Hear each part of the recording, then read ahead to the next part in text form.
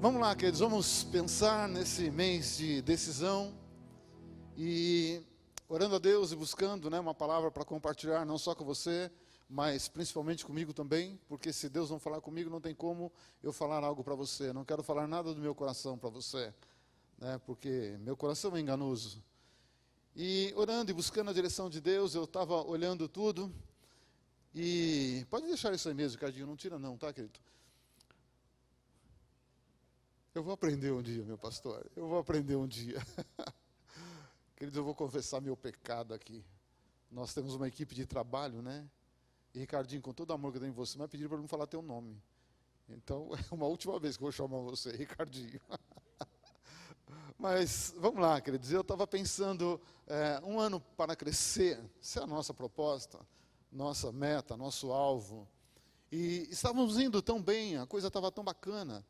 Fizemos os 7 dias de avivamento, depois o start, e a coisa estava indo tão bem, querido. A igreja, graças a Deus, vivendo um tempo de paz, e Deus nos prosperando em todas as áreas, até no número de membros da igreja crescendo, tal. Todos os meses estávamos fazendo Bem-vindo, Vida Nova, a coisa vinha vindo, E de repente, querido irmão, a gente recebe uma tijolada, pandemia, nunca tinha passado por essa experiência, sabia o que era epidemia, pandemia, ouvi falar, mas nunca havia experimentado esse trem ruim. E pensando, eu falei, Deus, o que vai acontecer agora? E essa semana, a palavra que Deus colocou no meu coração, como viver proezas em tempo de pandemia. O que é proeza?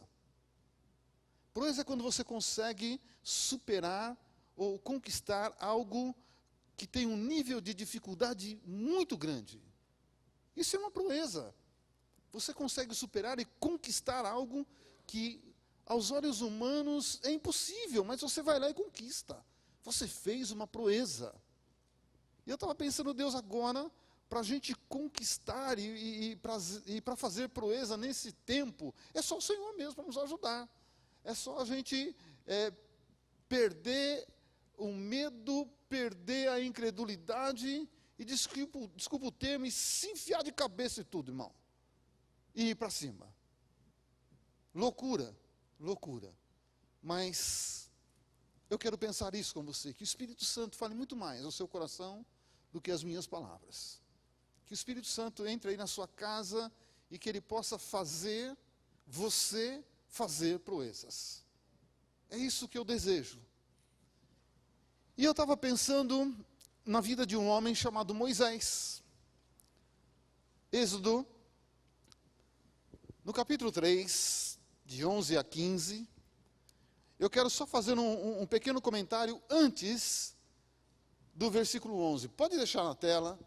Mas, querido, pensa bem, Moisés, Êxodo capítulo 3, Moisés estava ali vivendo uma experiência tão agradável, à altura dos seus 80 anos, não era mais um jovem aos nossos olhos, era um homem com a vida estabilizada, já tinha passado pela experiência de morar no palácio, passado pela experiência de estudar nas melhores universidades, nas melhores escolas do mundo, que era o Egito, tinha formação em diplomacia, em estratégia militar, em economia, era um homem que aos 40 anos estava realizado.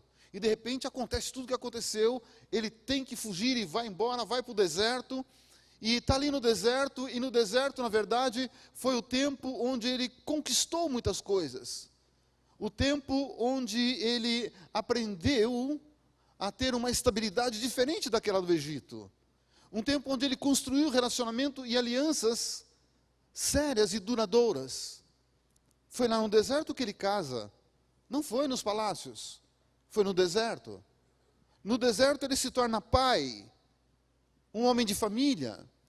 No deserto ele arruma um emprego com um futuro garantido. Com o passar do tempo, Moisés seria o herdeiro da empresa do sogro dele. O sogro dele não era um homem pobre. e depois ele seria herdeiro de todo o patrimônio de Jetro. Estava tudo certo. Estava tudo indo muito bem. E um dia ele está ali no Monte Horebe. Monte Horebe é o primeiro monte da planície do Sinai. Ele não é um monte tão alto, ele é um monte grande, mas é um monte baixo. E ele está ali cuidando do rebanho do sogro, como ele sempre fazia, porque aquele rebanho era o futuro dele. Estava ali cuidando, tudo bem. Daqui a pouco, Deus usa umas estratégias, meu irmão, e Deus foi o primeiro a criar tecnologia de iluminação. A gente pensa que esses trem aqui, tudo novo, não é, não, irmão? Deus já fazia com a simplicidade do arbusto seco.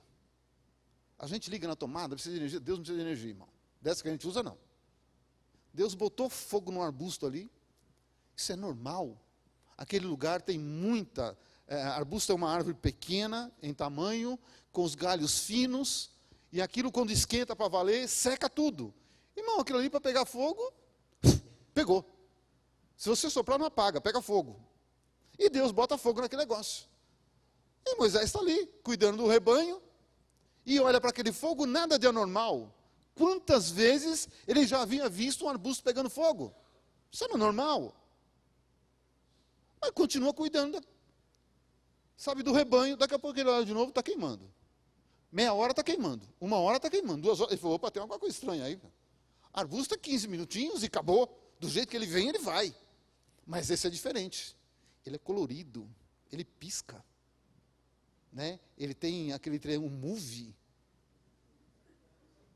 Ele me focou, ele me achou. Eu tenho que ir lá ver o que está acontecendo. Você acha que tudo isso é novo, não é? E aí Moisés vai lá, e ele começa a conversar com Deus verdadeiro. Só que esse Deus verdadeiro fala para ele de uma pandemia no Egito. E fala para ele, você vai para o meio da pandemia. Ele falou, Deus, eu não. Me tira dessa.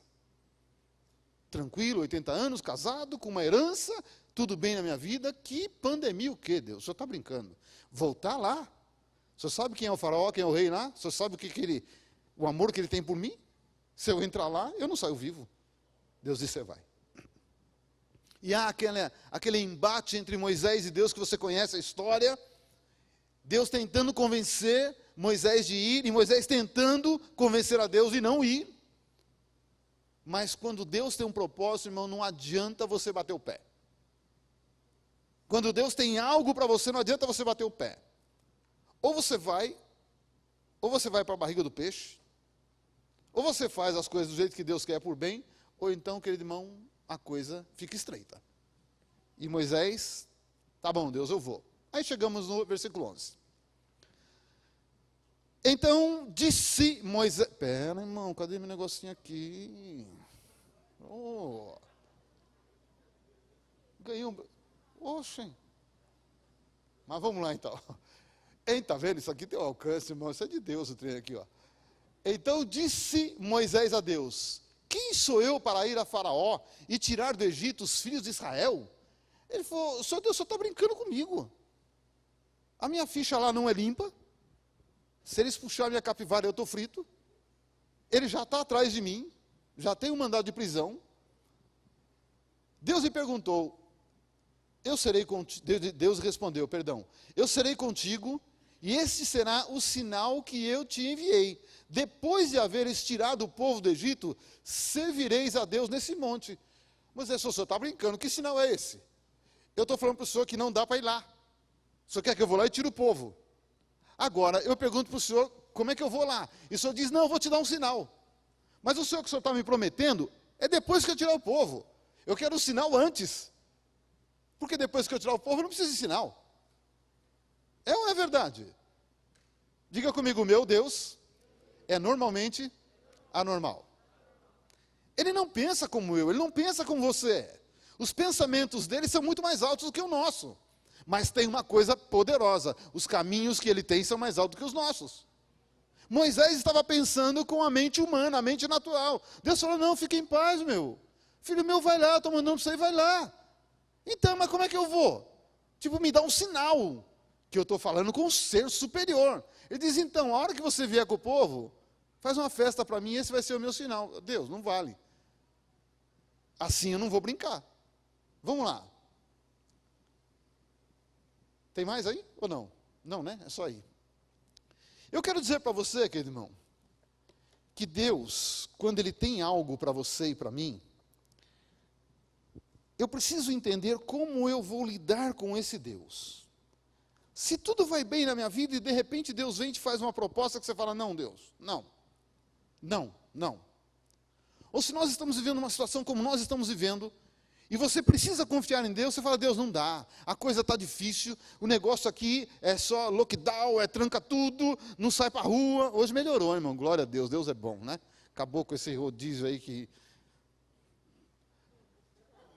Deixa para lá, pula essa parte, vai você entender, que é uma idiotice, que não tem resultado nenhum, né? Então, mas Deus, querido irmão, o que Ele espera de mim e de você? Para que possamos fazer proezas no meio de uma pandemia como essa. Onde para nos ajudar tem gente jogando contra. Como fazer proezas nisso? Olha, se o meu coração, se o seu coração, se nós não tivermos um coração como o de uma criança, amar a Deus, confiar em Deus, a ponto de obedecer a Deus, incondicionalmente, dá uma lida lá, ó. Se prepara para viver uma vida medíocre.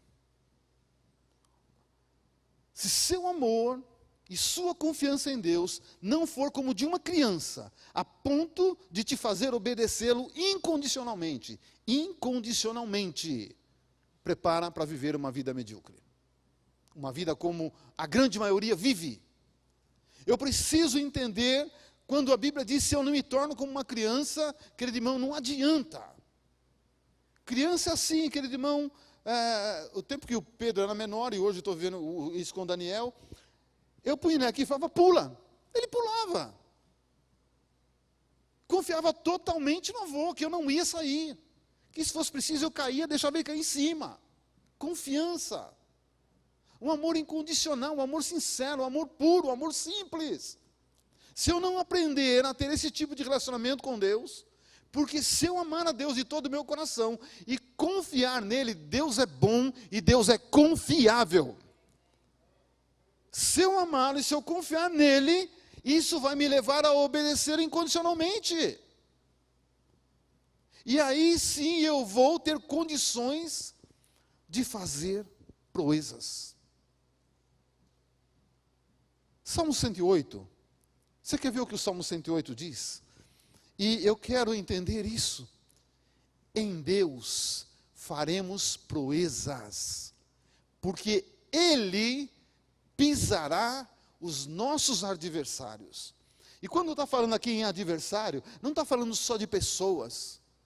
Hoje nós temos um vírus que é desconhecido, ainda não tem um remédio, até tem, né? Estavam tentando atrapalhar a cura, mas não tem uma vacina ainda. Isso é um inimigo, um adversário, não é nem adversário, é inimigo mesmo. Mas se eu confio em Deus, eu farei proezas, porque Ele é que vai acabar com os nossos inimigos e adversários. Eu não preciso me preocupar com isso. Isso não deve ser a minha preocupação. Eu devo aprender a ser prudente. Porque ser prudente é uma coisa, estar preocupado com medo, isso é outra coisa. Eu preciso ser prudente nas minhas ações, nas minhas atitudes. Mas eu preciso crer que em Deus farei proezas. Proeza, lembra o que eu disse para você? É quando você consegue algo de um nível muito difícil, e você vai e consegue. Isso é proeza. Então, querido irmão, aí Moisés fica pensando, e ele tenta escapar daquele desafio, né, e tenta escapar, mas Deus não muda. Eu acho que naquele ponto Moisés ainda não tinha lido aquele capítulo que Deus é imutável, aquele versículo que diz que Deus é imutável, é que está no Novo Testamento, né? E Moisés estava vivendo no Antigo. Ele descobriu na prática que Deus não muda. E quando Deus tem um propósito, tem algo na sua vida, irmão, prepara, porque o propósito de Deus, o desafio de Deus, ele será sempre maior do que a sua capacidade de realização. Sempre. Olha lá, ó. O desafio e o propósito de Deus para a sua vida sempre será maior do que a sua capacidade de realização. Foi por isso que Moisés tentou sair de qualquer jeito. Deus, não dá. Eu não sei falar. Arão fala melhor do que eu. Ele fez curso como é que fala? De oratória. Ele é muito. Eu não, Deus, eu estou aqui, ó, cuidando dos cabritinhos aqui, deixa eu. Cabritinho não, carneiro. Deixa eu. Mas o negócio de Deus era com Moisés. Moisés até sugeriu. Pega meu irmão. E olha que ele tentou, hein? Deus falou, tudo bem, você leva seu irmão, mas eu falo com você, você fala com ele. O negócio de Deus é com você. Por mais que você pensa, não tenho capacidade, não vou conseguir, o negócio de Deus é com você e é Ele que te leva à conquista, porque é com Ele que você faz proezas, não é sozinho.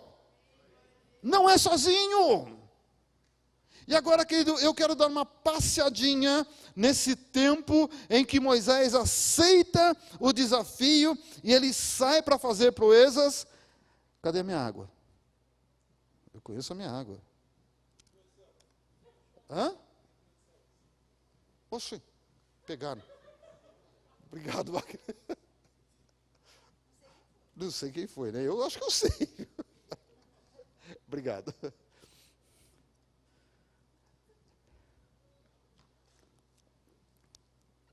E eu quero pensar com você, aí Moisés aceita o desafio de Deus, tá bom, Senhor, eu vou até lá, e vamos começar um negócio, e tal, né? Mas aí ele diz para Deus, né, puxa vida, tá bom, eu vou lá, mas no nome de quem que eu vou falar, como é que é o negócio, e aí, tal. Eu já li Êxodo 3:11, já li, né? Já. E Deus fala para ele, vai lá, porque eu sou o que sou. O meu nome é Eu Sou. Eu sou o que sou. Deus estava dizendo para ele, eu não mudo. Não precisa explicar muita coisa, não. Eu sou o Deus de Abraão, Deus de Jacó, Deus de Isaac, Deus de Jacó. Sou Deus. Como eu fiz lá, eu faço aqui. Estava falando para Moisés, isso eu não mudo. Quer teu coração e vai lá. Obrigado, Rose. Pode deixar. Esse aqui, esse não. Esse já tem a minha barba, a minha marca. Vamos lá. Tudo bem aí em casa, irmão? Tudo bem com a gente aqui dentro? Eu quero pensar com você 7 tempos. 7 tempos de realidades diferentes que Moisés experimentou com Deus no Egito. No tempo em que o Egito estava vivendo uma pandemia, todo o Egito, o tempo em que Moisés e o povo de Israel viveu a pandemia também. Mas eu quero passar para mim e para você, como é o eu sou. O eu sou não depende de tempo, não depende de circunstância, nada disso. Eu quero pensar com você, tudo bem, quando Moisés chega lá, e ele começa a viver com as pessoas no Egito, e ele fala, olha, o Deus de Isaac, o Deus de Jacó, de Isaac, e o Deus de Abraão, de Isaac e Jacó, foi ele que me mandou aqui, o Deus do pai, o pai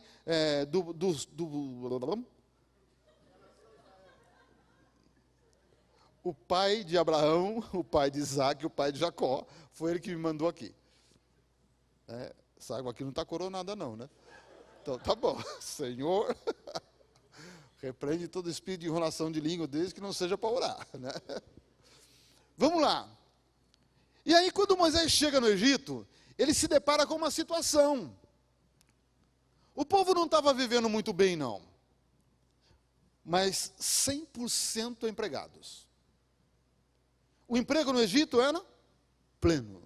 Ninguém estava desempregado. Não ganhavam muito, mas não tinha um desempregado.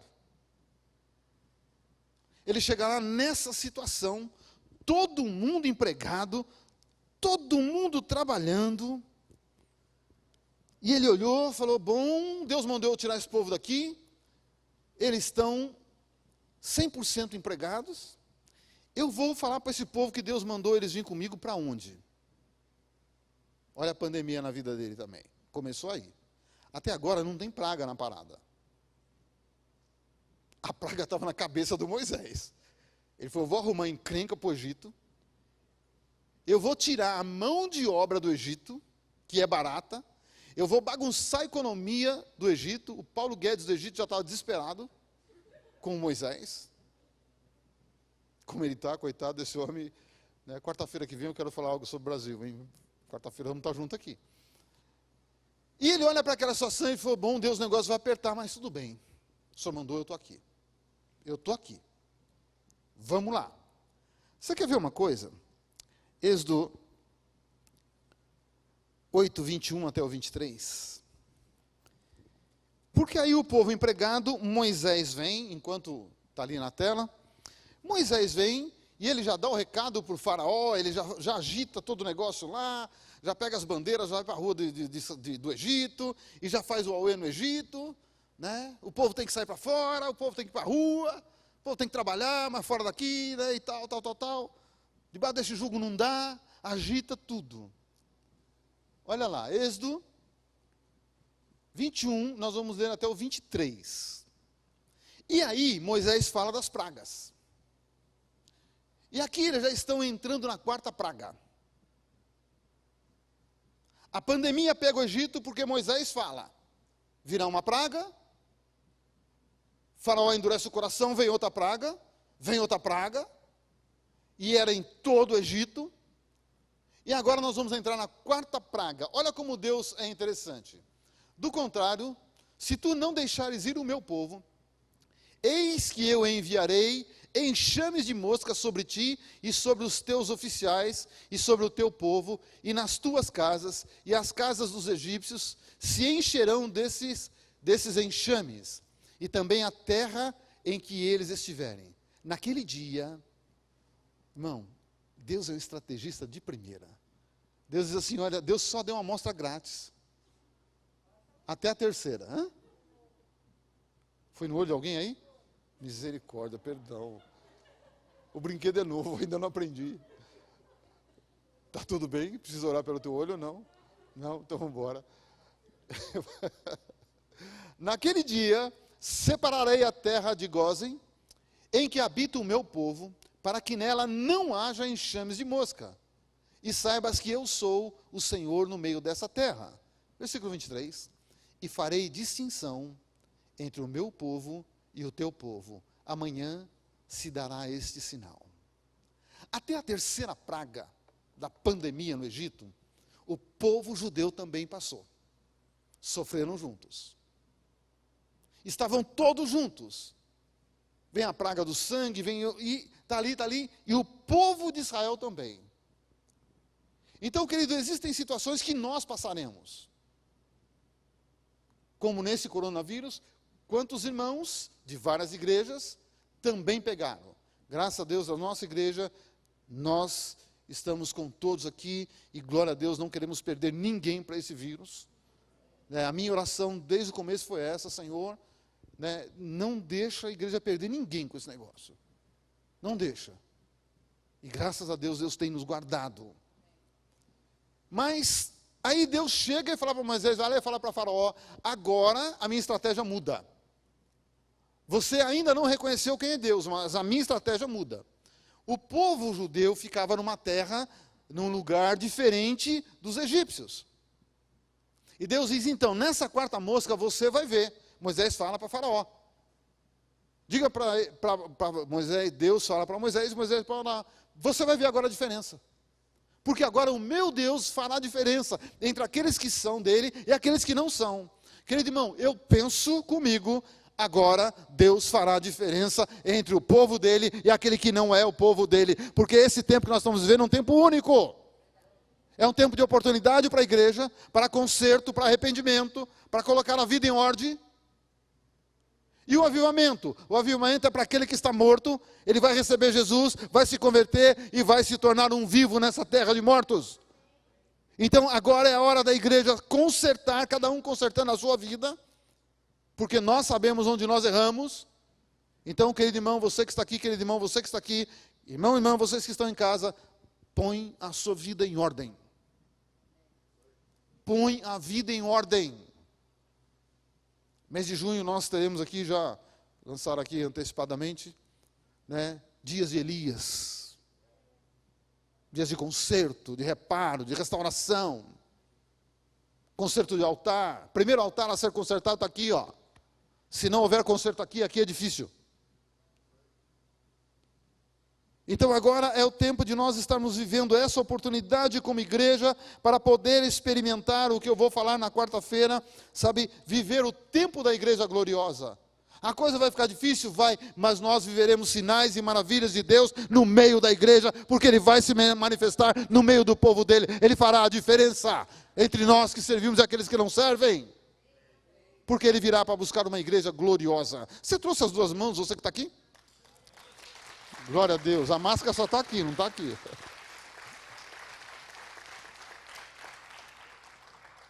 E aí esse estrategista Deus, ele continua agindo. E o segundo ponto, o segundo tempo que eu quero pensar com você, Deus fala com o povo dele, eu coloquei a estratégia, as estratégias de Deus, ele sempre tem uma porta. Diga assim, sempre Deus terá uma porta na minha vida. Sempre. Não é de vez em quando. Se você está vivendo um tempo difícil agora, Deus tem uma porta para você. E a sua porta é diferente, você pode ter certeza. Você quer ver o que diz Êxodo agora? Vamos lá. Êxodo 12, 21 e 22, diz assim, ó. Chamou, pois, Moisés a todos. Quantos ele chamou? Quantos? Todos. Os anciãos de Israel, e lhes disse, escolhei e tomai cordeiros, segundo as vossas famílias, e imolai para a Páscoa. Tomai um molho de isopo, molhai-o no sangue que estiver na bacia, e marcai a verga da porta e suas ombreiras, com o sangue que estiver na bacia. Nenhum de vós saia da porta da sua casa até pela manhã. Porque o Senhor passará para ferir os egípcios quando vier, porém, quando vir o sangue na verga da porta e ambas as ombreiras, passará o Senhor aquela porta e não permitirá ao destruidor que entre em vossas casas para vos ferir. Olha o detalhe. Por isso que eu disse que Deus sempre tem uma porta, só que a porta do cristão é diferente. A porta do cristão é marcada. Irmão, tem gente que pergunta para mim, eu preciso ungir a minha casa. Eu sempre digo assim, eu não vou falar o que você vai fazer, mas a Bíblia ensina. Eu gosto de colocar óleo na porta da minha casa. Moro no apartamento, mas gosto. De tempo em tempo vou lá, molho o óleo, a mão no óleo e passo na janela, que dá para a rua. A entrada da energia, a entrada da net, tudo que entra em casa tem que estar ungido. Você vai falar, você é fanático. Sou. Mas é interessante. Primeiro, antes de passar o destruidor, sabe quem passa?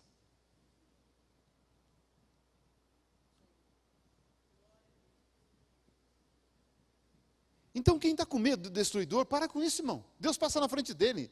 Deus nunca chega atrasado. Nunca vai chegar atrasado. E quando ele passa, por isso que eu gosto de botar o óleo lá, e preciso fazer aqui na igreja, era para ter feito semana passada, não fiz. Mas, querido irmão, quando Deus passa, aqui é um pensamento meu, não pense como eu, por favor. Né? Tem o seu pensamento. Mas eu acho que quando Deus, a Bíblia diz que os olhos de Deus passeiam buscando algumas coisas. E quando Deus passa, Lá na Rua Natal, 386, apartamento 52, dia que você fizer bolo, doce, esse é o endereço. Obrigado aí. Valeu, Wagner. Obrigado, a gente tem que agradecer. Obrigado pelos irmãos e irmãs que estão me abençoando tanto, gente.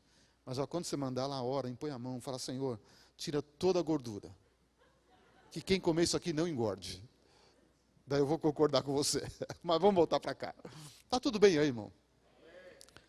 Quando Deus passa lá na Rua Natal, ele olha e fala, nossa, aqui dentro tem um maluco, tem uma maluca. Lambuzou a porta de óleo. Aí eles olham para a capetada, ó, lá não, hein? Lá não, hein? Aquela porta é diferente. Quando você tem um coração voltado para Deus, por amor, confiança e obediência, a porta desse coração é diferente. E aí prepara para fazer e viver proezas. Porque Deus vai dando a estratégia. Às vezes a gente não tem saída, irmão.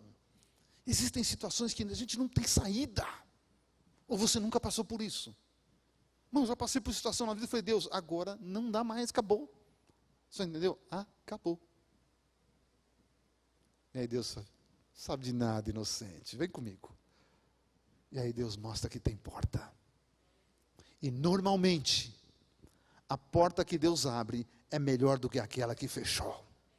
Prepara para a porta que Deus vai abrir para você, porque ela é melhor daquela que fechou. Bem melhor. Bem melhor, irmão. Vamos continuar no meio da pandemia. Momento 3 da pandemia. O momento mais tenso, epidemia, mas é pandemia. Do Egito, ou epidemia do Egito. Pandemia é melhor, pegou todo o Egito, né? Aquele tempo lá, o mundo conhecido não era como hoje. Né? Todos esses continentes, tudo que a gente tem era bem menor. O momento mais tenso da pandemia foi o momento do Mar Vermelho. No meu conceito. Foi esse momento tenso, porque o povo não tinha para onde fugir. Exatamente o que eu acabei de falar para você. Chega um momento em que você olha para Deus e fala, acabou, não tem mais jeito. E aí o diabo, que é o cão mesmo, ele vem no teu ouvido e vai dizer, tá vendo? Dessa você não escapa. Agora eu te peguei, agora eu te mato, eu acabo com você. Porque ele está fazendo o papel dele. Está fazendo o papel. E esse era o momento mais tenso. O povo, quase 3 milhões de pessoas, estavam com Moisés nessa caminhada. A Bíblia diz que 600 mil varões de guerra. Está no livro de Êxodo. Né? Onde tem homem forte, preparado para a guerra, tem mulher. Onde tem mulher e homem, qual é a química? Tem criança. Então, pensa nisso, irmão. E ainda os velhos, os idosos, a galinha, o pato, estava tudo junto ali. Então, parado o pior momento, e o povo começou a falar para Moisés, está vendo? Você trouxe a gente aqui, agora nós vamos morrer. Para cá é pedra, montanha, e para cá é o caminho, mas lá vem Faraó com o seu exército, e na frente o mar, e agora o que a gente vai fazer? O que a gente vai fazer? Chegou o ponto, irmão, da encruzilhada deles ali. É uma sinuca de bico, não tinha saída. Não tinha saída. E aí Moisés, no desespero dele ali, você vê que Moisés também estava cada dia aprendendo a andar com Deus. E andar com Deus é exatamente assim. Cada dia Deus tem uma novidade. Tem uma hora que a gente fala, Deus, chega. É ou não é, irmão? Deus, tem misericórdia. Mas não, querido irmão, Deus não dorme e Ele também não quer que você durma. E aí, Moisés começa a orar. E começa a orar, e começa a orar. Deus olhando lá de cima, vendo aquela situação, exatamente como Deus está fazendo hoje. Olhando para muita gente aqui, olhando para você que está em casa, para nós aqui, para muita gente que está por aí. Deus só está olhando. E tem gente, ai Deus, tem misericórdia, e agora Deus, estou desempregado, não tenho dinheiro, não posso sair de carro, e o que adianta carro? O que adianta a calça nova que eu comprei, o tênis da Nike, o que adianta? Não posso sair para mostrar para ninguém, o que adianta? E chorando, isso não vai fazer nada, nós vamos morrer aqui, isso não vai fazer nada. E Moisés entrou no do povo, começou a orar e chorar, e falou, Deus, e agora o que eu vou fazer? Ou o Egito me mata, ou o povo me mata, mas que eu vou morrer, eu vou. E começou a orar, chegou uma hora que Deus olhou e falou, ei Moisés, levanta a cabeça aí. Por que clamas a mim? Por que está chorando tanto? Que nem diz o mineiro, por que o senhor me engano tanto? Para, meu. Diz aos filhos de Israel que marche. Não é hora de chorar, não é hora de lamentar. Não é hora de ficar com medo. É hora de marchar. E tu levanta o bordão, estende a mão sobre o mar, divide-o, para que os filhos de Israel passem pelo meio do mar em seco. Irmão, agora é hora de ser corajoso, ouvir o que Deus está falando, e parar de ser medroso. Parar de ser medroso. Ah, você está falando isso porque quer que as pessoas voltem? Quero. Porque se você ficar em casa, você vai esfriar cada vez mais. Você vai se distanciar de Deus cada vez mais. Daqui a pouco está acostumado. Irmão, cuidado. Tem uma zona de conforto muito perigosa na sua casa, chama-se sofá. Bercinho. Não, quando você passar perto do sofá, cuidado. Sai, arreda Satanás. Porque se ele te abraçar, você não quer sair mais. Ainda mais aqueles que têm de encosta, levanta a perna. Irmão, comprei um desses faz alguns anos, eu estou arrependido, irmão, não assisto mais nada. A primeira encostada que dá, aqui, meu, cadê a televisão? Eu estou olhando para o teto e já era, irmão. Já foi.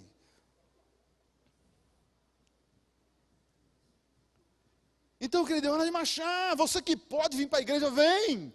Ah, não posso, mas no mercado você vai. Ah, não posso, mas trabalhar você vai. Mas para cultuar a Deus não pode. Para com isso. Nós estamos aqui, irmão. Você que é, como é que é? Do grupo de risco, fica em casa. Risca eu, porque eu tenho 64 anos e estou aqui, não vou sair daqui não. Tão cedo não. Fique em casa. Mas fique em casa tomando cuidado com a sua vida. Não é ficar em casa por, ainda com preguiça, está chovendo, aí rodízio meu carro, mora do outro lado da rua.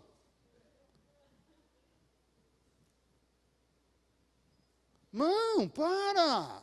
Agora é hora de marchar, levantar a cabeça e vamos embora. A igreja está tomando todos os cuidados. Jogaram um monte de trem aqui ontem, né? 9 horas da manhã, pulverizaram isso aqui, irmão. Você entrava aqui, nossa, cadê o outro lado? Limparam cadeira por cadeira, corredor. Não está... 2 vezes por semana nós estamos fazendo isso, tomando cuidado. Se o coronga entra no pé de alguém, o coronga é o coronavírus, né? Meu neto que fala coronga. Se ele entrar aqui no pé, irmão, ele é fritado na hora que ele põe o pé ali. Então aqui, irmão, nós estamos sentando aqui, ó, distância um do outro, né? Sem beijinho, sem abraço, sem aperto de mão. Nós estamos vivendo esse tempo, uai. Daqui a pouco a gente vai voltar nos beijinhos, no abraço, no aperto de mão, mas agora não. Eu falo para o Daniel, posso te dar um beijinho? Vovô, sem beijinho, sem abraço? E ele canta, eu não sei cantar, mas ele canta. Mas, querido irmão, vamos louvar a Deus. Nós recebemos, nós não, né? As igrejas evangélicas, né, não sei se dá para colocar ali, as igrejas evangélicas nós recebemos. Dá para colocar agora ou não? Nós recebemos a prefeitura, né, tipo uma menção honrosa, falando que a bancada evangélica da Câmara está ali, ó. Nós vamos colocar, afixar ele aqui fora, agradecendo e parabenizando as igrejas, porque estamos vivendo um tempo como igreja difícil, mas estamos sendo obedientes às leis, estamos de acordo com a lei do município, a lei do estado e a lei federal. Está ali, ó. As igrejas receberam isso. Não, a grande maioria dos pastores são responsáveis, sim. Sim, porque eu estou aqui, irmão. Se tivesse risco, você acha que eu ia estar aqui, querido? Então é tempo de marchar, de levantar a cabeça e caminhar. Obrigado, pode tirar. É tempo de nós não pararmos. Está tudo bem, irmão? Deixa essa pandemia, nós estamos vivendo no meio dela, mas acabou, isso não vai parar, não. No momento crucial de Moisés, na pior pandemia lá, Deus arrumou uma saída para eles. Agora vamos lá, ponto 4. É muito interessante isso. Quando eles atravessam o mar e vão para o outro lado e tal, e eles ali chegaram, e quando eles chegam do outro lado, né, já entrando na terra de Canaã, eles respiram aliviado. Conseguimos! Eles pereceram, mas nós não. Deus prometeu na 4ª praga que ia fazer a diferença e agora Deus fez. Nós atravessamos e eles pereceram. O exército do Egito pereceu, mas nós estamos aqui. E aí Deus lembra eles, ei, Eu disse que vocês precisam fazer festa. Deus é festeiro, irmão. Vamos uma proposta para a igreja aqui. Que tal na nossa ceia de junho? A ceia de Pentecostes, porque agora é festa de Pentecostes. Dentro das nossas possibilidades, topa fazer isso? E aí na sexta-feira que antecede, a primeira sexta de junho, nós vamos fazer o Shabat. Vamos voltar com o nosso Shabat. Respeitando todas as orientações do Ministério de Saúde. Devagarzinho a gente vai voltando ao normal. Aí Deus manda eles fazerem uma festa. E eles saíram agora, quando eles saem do meio daquela pandemia, atravessa o Mar Vermelho e tal, eles saem, e aí vem Deus, coloca para mim Êxodo, e Deus fala para eles, agora faz a festa. E aí Moisés, oxe, já ficou vermelho o relógio? Ficou, mas vamos lá, né? E aí Deus coloca no... É para não falar, eu esqueço, né? Para não falar essas coisas. Quando o Daniel chegou ali, eu falei, a coisa foi, né? Arreda de mim. Êxodo 15, versículos 1 e 3. Está o 2 também, mas era... Então, entoou Moisés e os filhos de Israel esse cântico ao Senhor. Quando eles atravessam o pior momento deles, um momento crucial, porque ali era vida ou morte, aquele momento não tinha outra saída. Eles atravessam, Deus faz um milagre, Deus está pronto para fazer um milagre na sua vida, na minha vida, irmão, e são coisas malucas, chegar para um senhor de 80 anos na frente de um mar, e falar para ele, ô Moisés, pega esse pedaço de pau que você tem na mão, levanta ele, e estende a outra mão e manda o mar abrir. Então existem momentos que Deus vai te pedir uma loucura. Se você amar a Deus a ponto de confiar e obedecer, faz a loucura que Deus manda você fazer. E ali é interessante, querido irmão, que eles atravessam e aí Moisés tal, e Deus coloca um cântico nos lábios de Moisés e disseram, cantarei ao Senhor porque triunfou gloriosamente, lançou no mar o cavalo e o seu cavaleiro. O Senhor é a minha força. Diga comigo, o Senhor é a minha força. Diga bem forte, o Senhor é a minha força. É o meu cântico, ele me foi por salvação. Deus foi por salvação deles e será por nossa salvação também. Este é o meu Deus, portanto eu louvarei. Ele é o Deus do meu Pai, por isso exaltarei. O Senhor é homem de guerra, Senhor é o seu nome. Irmão, no meio dessa guerra, Ele é o nosso Senhor da guerra. Ele é um homem de guerra. E ainda que você não perceba, Ele está guerreando a sua guerra. E vamos lá, vamos correr agora, querido irmão. Eu quero levar você a um outro ponto, a um outro tempo diferente. Agora, querido irmão, eles atravessam o mar, fazem a festa e eles dão de cara com uma outra realidade, irmão. Eles entram ali em Canaã depois da festa e quando eles olham para dentro do povo de Israel, 100% desempregados. Oi? A pandemia do desemprego. Não era 20%, 10%? 100% do povo desempregado. 100%. E nessa época de desemprego, querido irmão, na época difícil, não só do desemprego, mas qualquer época difícil que eu passo ou que você passa, eu preciso entender, é tempo de depender 100% de Deus. Não é tempo de murmurar, não é tempo de reclamar, não é tempo de duvidar, é tempo de dependência. Toda época difícil na nossa vida, eu preciso aprender a depender de Deus. É tempo de aprender com Deus. Depender dEle e aprender com Ele. Irmão, esse tempo aqui, fazia muito tempo, olha esse tanto tempo agora, né? Que eu estou falando de tempo. Irmão, é o tempo que eu mais tenho tempo para estudar. E é tempo. E estou descobrindo cada coisa maravilhosa na Bíblia. Mas você já não estudou a Bíblia? Já não leu? Já? Você já não fez escola? Fiz, irmão. Teologia, escola de apóstolos, fiz. Mas quanto mais você entra na Bíblia, mais ela revela mistérios de Deus para você. Então eu preciso aprender com Ele. E é tempo de separar o joio do trigo. Esse é o tempo que nós estamos vivendo. É o tempo em que Deus está dando para a igreja para conserto. É tempo de acabar com essa história de ser murmurador. É tempo de acabar com essa história de mimimi. Ai, nós não somos creche, nós somos igreja. Creche é para quem nasceu de novo. Aí sim nós vamos ser, sabe, cuidador. Aí nós vamos pegar no colo, trocar a fralda e tal. Mas para crente de cabelo branco que nem eu ia falar crente velho, mas não falei. Não, vamos crescer. É tempo de crescer. É tempo em que Deus vai separar, pode ter certeza disso. Porque você tem tempo de Elias na Bíblia, mas você tem tempo de Ezequiel, o tempo da justiça de Deus. Então, querido irmão, uma dura realidade para eles. Esse é o quinto momento. Vamos para o sexto momento. Sexto momento, tomada de Jericó e entrada em Canaã. Eles tomam Jericó, derrubam as muralhas, entram em Canaã. Eu não vou, só coloca os versículos para mim, mas não vou ler por causa do tempo. Eles derrubam as muralhas, entram em Canaã, conquistam Canaã, mas quando Josué olha para o povo deles, sabe o que está acontecendo? 100% desempregados. Algumas coisas que Deus te leva a passar, você conquista, você celebra, você faz, mas tem coisa que ainda fica. É para aprender a depender totalmente de Deus. E olha, é interessante, querido, que eles saíram do Egito ricos, com muito ouro, muita prata, muita joia. O que adiantava todo o dinheiro no deserto? Não tinha nenhuma loja no deserto, nem um supermercado, não tinha nada. Existem momentos que o dinheiro não resolve. Ah, eu vou montar uma lojinha no deserto. É para quem? Quem vai passar lá para comprar? Depois que vocês tudo sair daqui, não tem mais ninguém aqui. Não tinha emprego, não tinha como investir. Só tinha uma coisa: depender de Deus e aprender com Deus. E aí derrubam as muralhas, entram em Jericó, mas continuam desempregados. Sétimo ponto. E eu quero relacionar isso com o nosso tempo.